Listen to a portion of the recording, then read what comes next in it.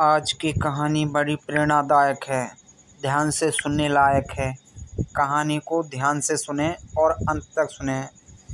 कहानी दो पंडितों की है और पंडित भी काशी में रहकर ज्ञान प्राप्त करने के बाद की कहानी है।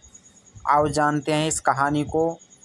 बने रहें हमारे चैनल सत्य और धार्मिक पर। नए हैं तो सब्सक्राइब कर लें, बेल आइकन दबा लें और कमेंट कर बताएं यह कहानी आपको कैसी लगी। चलो कहानी को शुरू करते हैं। एक समय की बात है, काशी में कई वर्ष साथ रहकर दो पंडित ने धर्म और शास्त्रों का अध्ययन किया। शिक्षा पूरी होने के बाद दोनों विद्वान अपने अपने गांव की ओर चल पड़े। तब यातायात के साधन तो थे नहीं। लोगों को एक स्थान से दूसरे स्थान तक जाने में कई कई दिन लग जाते थे। लोग दिन में चलते थे और रात में विश्राम करते थे। ये दोनों पंडित भी ऐसा ही कर रहे थे। एक बार दोनों नगर के सबसे धनी व्यक्ति के यहाँ ठहरे। उसने उनके रहने की व्यवस्था की और फिर अपने लोगों से कहा कि दोनों महानुभावों को भोजन का बंदोबस्त किया जाए। इस बीच समय पाकर धनी व्यक्ति दोनों के पास पहुंचा और उनसे चर्चा करने लगा। धनी व्यक्ति अनुभवी था। वह जान गया कि दोनों पंडितों में बहुत ज़्यादा घमंड है। साथ ही दोनों एक दूसरे को मूर्ख समझते हैं।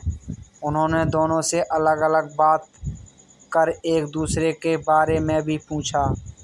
जो जवाब मिले वो धनी व्यक्ति को दुखी कर गए।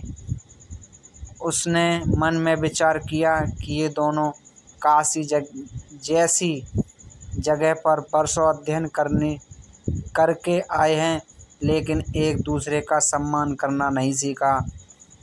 दरअसल भोजन का समय हो गया था। धनी व्यक्ति ने दोनों को बड़े आदरपूर्वक भोजन कक्ष में बुलाया। एक की थाली में चारा और दूसरे की थाली में भूसा परोसा। यह देखकर दोनों पंडित आग बबूला हो गए। गुस्से में आकर कहने लगे कि क्या हम जानवर हैं जो यह चारा और भूसा खाएंगे? धनी होकर तुम हमारा अपमान कर रहे हो। यह लक्ष्मी द्वारा सरस्वती का अपमान है। इस पर उन्होंने बड़ी ही शांति से जवाब दिया। एक को थाली में चारा और दूसरे को भूसा परोसा गया है। इसमें हमारा कोई कसूर नहीं है। धनी आदमी ने कहा, जब मैंने आप में से एक दूसरे के बारे में पूछा था तो उसने कहा था कि वह तो बैल है। वही दूसरे से पहले के बारे में पूछा तो उसने कहा कि वह गधा है। आप दोनों ने एक दूसरे को बैल और गधा बताया तो मैंने उसी हिसाब से चारा और भूसा थाली में परोसा। इतना सुनते ही दोनों ज्ञानियों की आंखें खुल चुकी थी। उन्हें अपनी गलती का एहसास हुआ था। उन्होंने उनसे धनी व्यक्ति से क्षमा मांगी।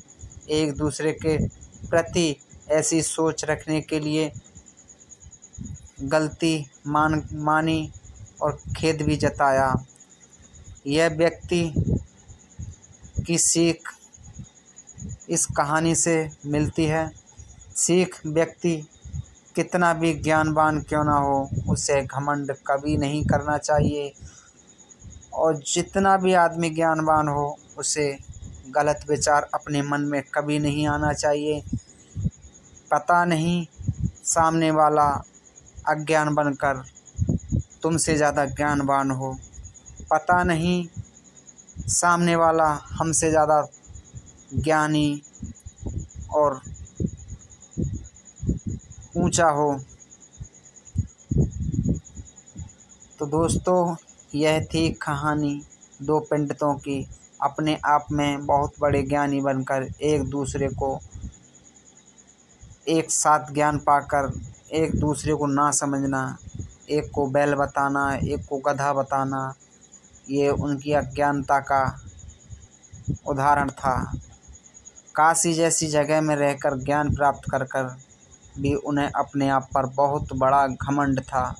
लेकिन एक धनी व्यक्ति, एक साधारण व्यक्ति के माध्यम से उनका सारा घमंड दूर हो गया और वो अपने ज्ञान को पहचाने और उन्होंने अपना फिर साधारण भाषा में लोगों को समझाया कि भाई सामने वाला पता नहीं कितना ज्ञानवान है।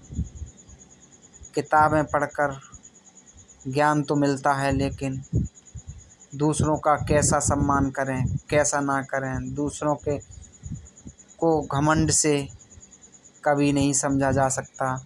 तो दोस्तों, यह थी आज